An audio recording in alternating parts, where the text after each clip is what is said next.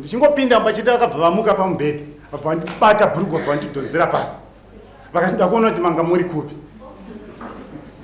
Zuva iroro vakarara nehembe dzavo, ndanhangorarawo ndine hembe dzangu, vabva vandinyima sadza yati hazvina basa ndongorara zvangu. Pamashure mwedzi wapera paseri ndakamubatira mapikicha ake nechikomo vachitumirana mavhidhiyozi vasina kupfeka vasina kuita sei. Saka zvinhu izvi zvainyanya kundirwadza. Mapikicha foni yacho yakashaika. But hama dzangu dzese ndakaenda nadzo kuno ndaitumira mapikicha zaye. Handizive kuti vanawe. Nekuda kwekuti ndakaona achifamba nevamwe varume. Ndakamuti kana uchida kuya kuno unoyana natete vako. Come to Raphael Signs, where we transform your everyday moments into extraordinary memories with our bespoke mug printing services. Whether you are looking to immortalize a cherished photo, celebrate a special occasion, or promote your brand with a personal touch, our high-quality custom printed mugs are the perfect solution, which are ideal for gifts and corporate giveaways. Choose Raphael Signs for your mug printing needs. Call us now on the number on your screen for a free quotation, or visit us at 91 Livingston Avenue, corner 8th Street, Shilo Building, Harare, Zimbabwe.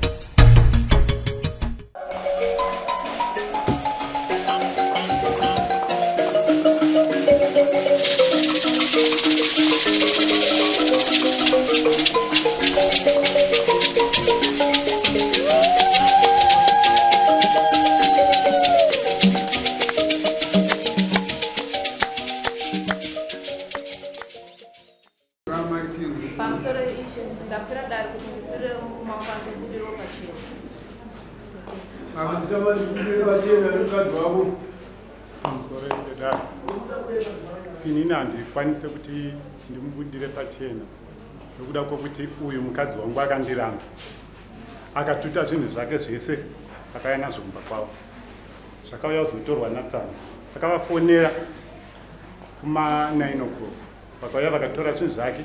Mushure maitikei munhu angauya ndikungwazi mukadziwa waaningogara naye mane makore mangani? 5 years. Uchigara mese pa5 years akambokudai ndikufuna antinogoro kuziva mutori mushure mekunge maitika zvakati tsanangurako dare ndobatanidza vanhu. Ini ndaidhiraivha motikari dzekupirota saka ndatakura vanhu ndaenda kunonzi kwachigiji motikari yangu yakafa parodi ndanonoka kudzoka ava vabva vandifonera ini ndandanotsvaga makaniki ndopandakadzoka ndikaona foni yaane miziko foni mangu mamusinawo mari makanika uyabva bata motikari yanga isina kumbofa yanga yambobviswa bhatiri nevamwe vakomana saka bhatiri reriye rakabva razosvotoka ina ndakuzviona ndadzoka kumba ndichingosvika mumba adzimai vangu vanga vakarara ndichingopinda mbachita vakabva vamuka pamubhedha vabva vandibata bhurugwa vabva vandidhonzera pasi vakachida kuona kuti manga muri kupi. Ndopandati uyu ndandiri kupi motikari yanga yafa ndosaka ndanonoka kudzoka ndomumatauriro andakavaita. Saka ipapo inini mangwana zuva iroro vakarara nehembe dzavo ndanhangorarawo ndine hembe dzangu vabva vandinyima sadza yati hazvina basa ndongorara zvangu. Mangwana kuseni 5 o'clock ndakamukira kunotakura huni nemombe ndichidzoka kuti nditore maki yanga ari pacheya ndakaona maki pasisini ndikati ko maki yangu ari kupi nhai mapa vakati maki andakwaona masikati acho ezuva iroro vakaenda kubhindura ndikavati imi motikari yangu ine petrol shoma oi $20 yanga iri muchibhatike changu chandikakanda pamubhedha ndikati oi $20 vabva vatakura vanotenga petrol manheru ndopandikazonge ndakupirota ndopandikazononoka kudzoka pandakauya kuti ko maki yangu ari kupi vakati handisi kuaziva kuti anga ari kupi saka pandakamuka kuseni papane chijaketi changu chiye chine $40 changa chiri pasi ndandachikanda pamubhedha ndandabata chijaketi changu chiye ndione mari yamusina ndikati nhai ko mari yangu iri kupi zvikanzi handakuzviona ndikati ko maki handakwaona ndakaita mwedzi nesvondo. Ndopandakazowana mari ini ndaikanya zvidhina. Ndawana kamari kandakawana ndandafonera munin'ina wangu ari kuHarare, vanoita zvemakii. Vabva vauya vabva vagadzira motikari. Motikari yabva yaramba, vanga vandichaja $100. Motikari yabva yaramba nekuti yaita zvokupurogiramu. Abva afonera kuHarare kui, abva afonera mumwe munhu anga ari kubvindura akati enda unondibatirawo basa riri kwaBhamu. Ane papoint ndakunzotakaviga maki akatwakudzwa saka chazokoti atute chinhu atute ishanjire chi zuva rakagadzirwa mota yapera kugadzirwa taakurara. Ndakamuti iwe tasaone mari yandaburitsa, iwewo motikari yako iri kuita mai, iwewo tasaone nguva yese iya yapedza. Apa uri kuti mari hapana, mari hapana. Tasaone nguva yapedza motikari yangu yakagara, handina kana mari, zvichikonzereswa newe. Ndiwo wakashayisa makimba munomu, nokuti inini pandakasumuka pasofa ndakasiya masofa aripo ndichimhanya uko, ndasiya makii pasofa. Alright, izvozvo zvemaki ndozvakazokunaka kuti abuda ende uyu ndakunzwisisa kuti mukadzika aona kumutera sei, oza kunzwisisa mukadzi anga asipa nditi akatoenda akatakura zvo nhasi akwira dare akuti ndibudire pachena. Saka ipapo ndopanoda kunzwisisa mukadzi uyu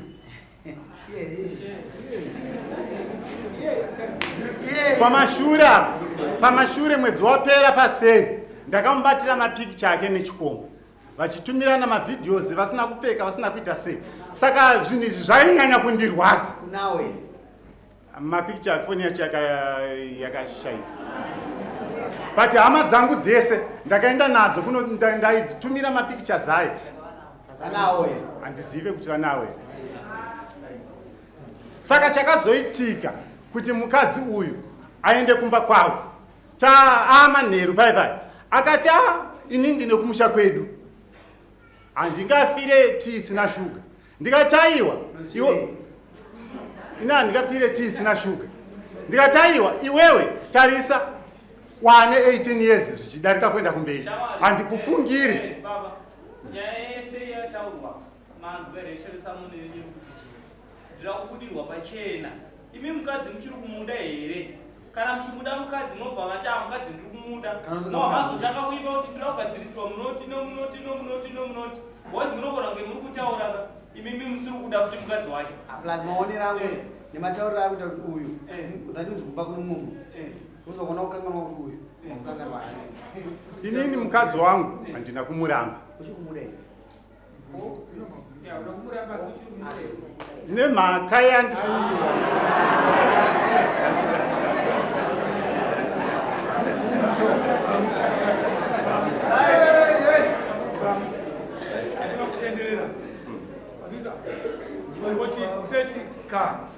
point yakunyeka kubata iweyo kaniti ndinotanga wati ge kuti uri kumuda here kana kuti kwete hungu kwete.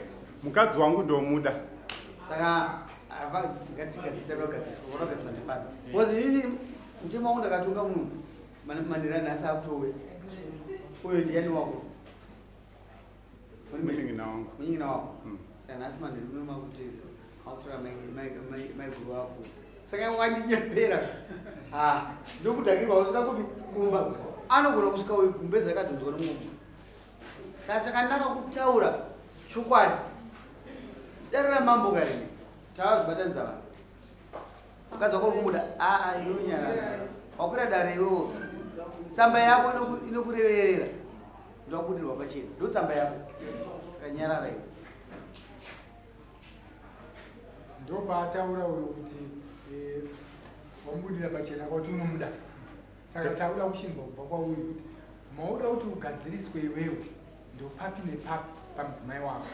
Atembo uyu murume uyu ati ndakabata foni ndikaona meseji usiku asina kutaura uri kuti urikuta mukadzi wako kumafoni aya wakabata aya mufoni mameseji aya uri kuti inawo jesu unoda mukadzi wako. Pari zvino tikumboti akunyepa nekuti haana umbowo wezvinobatika kana azokokorodza umbo hunoita kuti isusuwo tanga tisipo tibvume kuti shuwa zvakaitika takutangira ipapo. Urikuona kuti madhara kuzvi ari kukanga hausi kupindira but ipapo watodika kudhara wanyarara. Aiwa, mukadzi wangu ndomuda. Saka uya Asi nechinangwa chokuti paakatakura zvinhu achiuya kuno. Achiuya kumba kwavo. Kumba kwavo anamboita 3 days 4 days. Akabva adzoka kwakitsi. Ndakaona akufamba nevamwe vanhu vachitenga chuma. Saka nevamwe varume. Saka wakamona chitenga chuma. Business.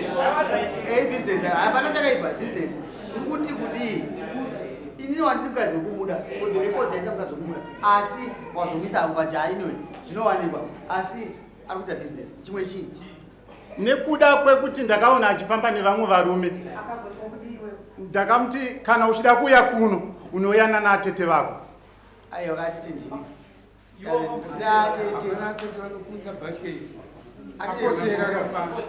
apotera zvafuti akacheka sei moyo uyu mumoyo kuti akabata zvipambambete zvechikomba akagoitawo sei akagoti kudii kuonekwa mukadzi wakasina kupfeka ivo ndobva wangonyarara zvokubva wasekerera ukadikira kudarika mambokufu tabata chikomba kai saka wada kuzozvitonga matongero api une vhidiyo manenguva yakati ichiitike kana masiyana nemukadzi ataro zvinayombova nezvare 3 months. 3 months nagoita kumwadzi kuti mukadzi wangu aenda ndikatitere tinonazvitipapasiva nokuti ime magumbo kuti mamuna ane imwe timunhu akafamba nayo Ndakamufonera akati iwo itewo mari yako iko kwenye ndikuita mari yangu. takaita mari papasina Maonera ndakaita. saka amai muchikuda muri kuii kuzogona kutenderera zvinhu samoni ndakawanda murume uyu ari kuwanda nekaguru zvese zvaari kutaura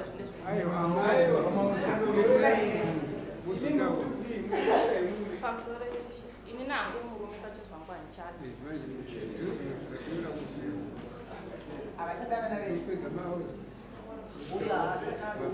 yapera kai simupaguku adhara nyaya ndezizvi zvekunyangirana saka ise ichitoziva panyaya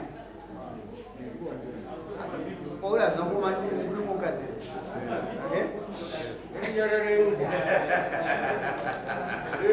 azobvumako kati pauri hazina kuoma handi muno mukadzi hanzi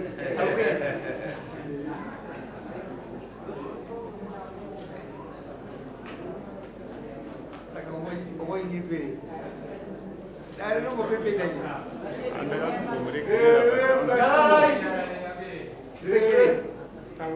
urambirei tatu tomeana inini nezvako handichadi gara hakuna vakadzi wako ini nangu ana mwakadzi vangani kune sofa kune 2 one wacho akauya mai manje inini ndichangobva ndandiwe number 2 tandiri 3 ezvo zvikwane mumwe wechi4 ini ndandiwe number 2 alright ene unopa munini wako ngomuudza zvawarambira tauraka ndobaba wako naaiwa amadhiwe baba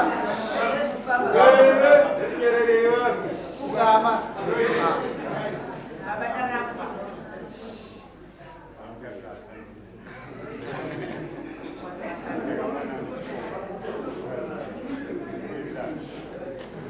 baba wachari kubvunanzi chii